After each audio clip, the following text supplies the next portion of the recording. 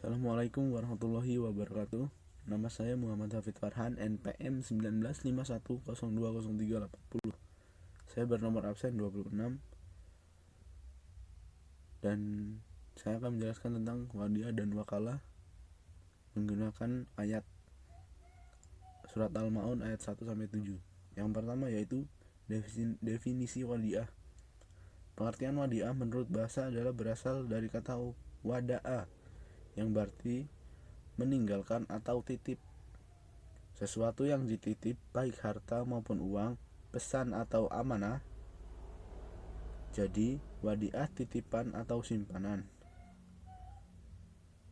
Kemudian ada pengertian lain yaitu wadiah menurut Syafi'i Antoni adalah titipan murni dari suatu pihak ke pihak lain maupun individu atau kelompok yang harus dijaga dan dikembalikan kapan saja jika si penitip mengkehendaki.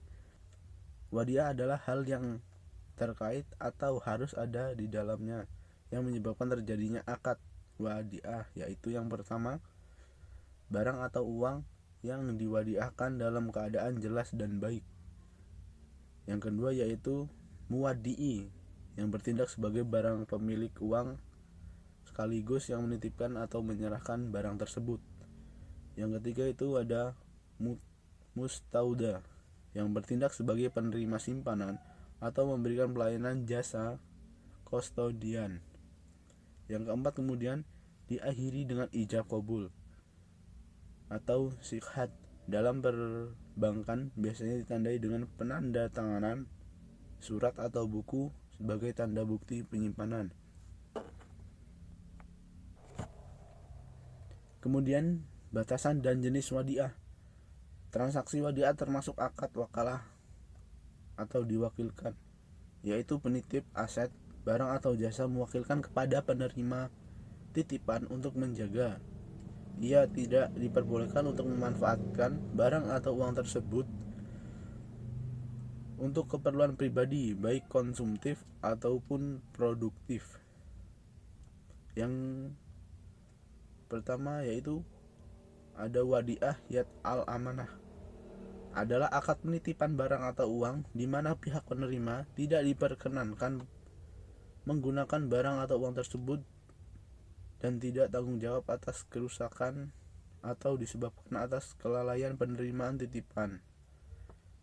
Yang kedua yaitu wadiah tat'ad damanah, adalah akad penitipan barang atau uang di mana pihak penerima titipan dengan atau tanpa izin pemilik barang yaitu untuk memanfaatkan barang tersebut. Kemudian yaitu definisi ariyah. Ariyah diartikan dalam pengertian etimologi yaitu lughat dengan beberapa macam makna, yaitu ariyah adalah untuk barang dipinjam oleh umat manusia secara bergiliran antara mereka. Perkataan itu diambil dari masdar at-tawur dengan pemakaian artinya perkataan at-tadawul. Artinya adalah barang yang dituju oleh orang yang meminjam. Jadi perkataan akar ke arah arrahu yaruhu urwan.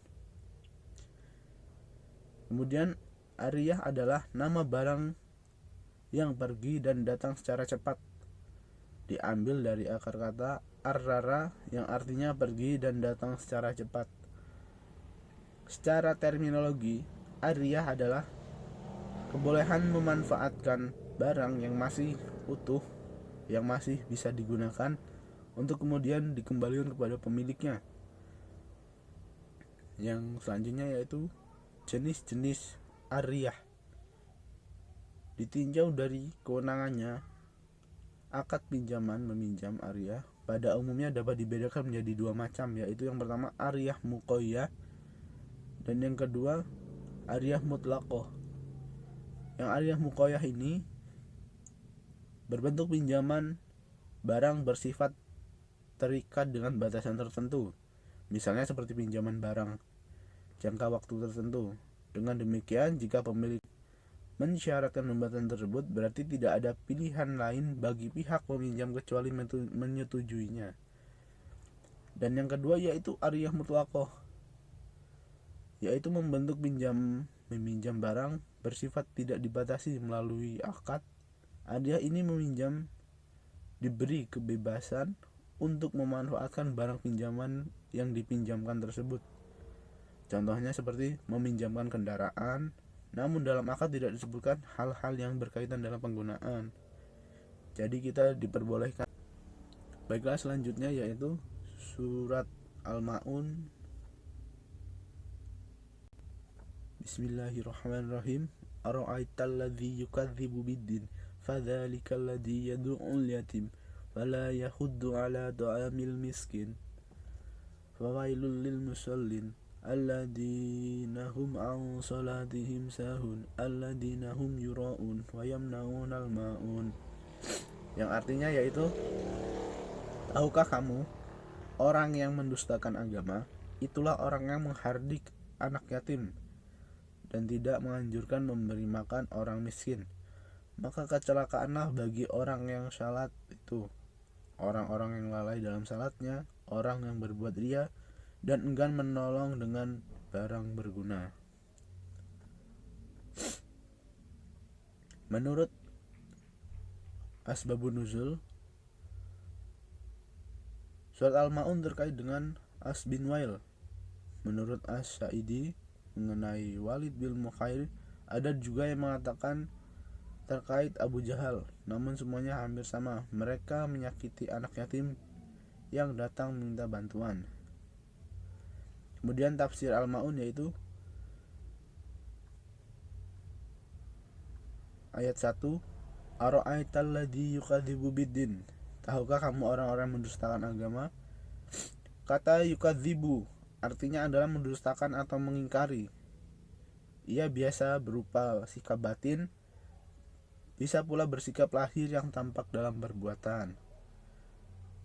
Kata ad-din secara bahasa berasal dari agama, kepatuhan atau pembalasan dalam ayat ini. Ayat kedua yaitu fadzalikal ladzi yad'ul yatim. Itulah orang-orang yang menghardik anak yatim. Kata dzalika digunakan untuk menunjuk kepada sesuatu yang jauh. Kata ya'udu artinya mendorong dengan keras, namun maknanya tak selalu dorongan fisik, namun juga mencakup penganiayaan atau gangguan. Kemudian ayat ketiga yaitu wala yahuddu 'ala ta'amil miskin, dan tidak menganjurkan memberi makan orang miskin. Kata ya'udu artinya adalah menganjurkan. Kalaupun tidak memiliki apa-apa, seorang dituntut minimal menjadi orang yang menganjurkan untuk memberi makan orang miskin. Kemudian ayat 4, fawailul lil musallin, maka kecelakaanlah bagi orang-orang yang salat. Huruf fa pada ayat ini menggabungkan 3 ayat pertama dengan ayat ini dan ayat-ayat berikutnya, bahwa orang-orang yang mendustakan agama dan di hari pembalasan, selain mereka suka menghardik anak yatim dan tidak mau memberi makan orang miskin, mereka juga menghadapi penyakit riya. Kemudian ayat 5 yaitu alladzina hum an sholatihim sahun, yaitu orang-orang yang lalai dari sholatnya. Kataan berarti tentang atau menyangkut. Jika ayat ini menggunakan kata fi, ia berarti kecaman terhadap orang yang lalai dalam sholatnya dalam arti tidak khusyuk. Kemudian ayat ke-6 yaitu alladzina hum yura'un, orang-orang yang berbuat riya. Kata yura'un berasal dari kata ro'a yang artinya yaitu melihat. Dari akar kata yang sama lahir kata dia, yaitu orang yang melakukan pekerjaan sambil melihat manusia sehingga tidak ada yang melihatnya. Kemudian ayat terakhir yaitu wa yamna'unal ma'un, dan enggan menolong dengan barang yang berguna. Kata al-ma'un berasal dari kata alman yang artinya sedikit. Ia juga berasal dari kata ma'unah yang artinya bantuan dengan mengganti tak marbutoh dengan alif dan diletakkan sesudah mim, sehingga al-ma'un adalah sedikit bantuan yang berguna. Mungkin sekian yang dapat saya sampaikan. Dan mohon maaf untuk keterlambatannya. Saya akhiri, wassalamualaikum warahmatullahi wabarakatuh.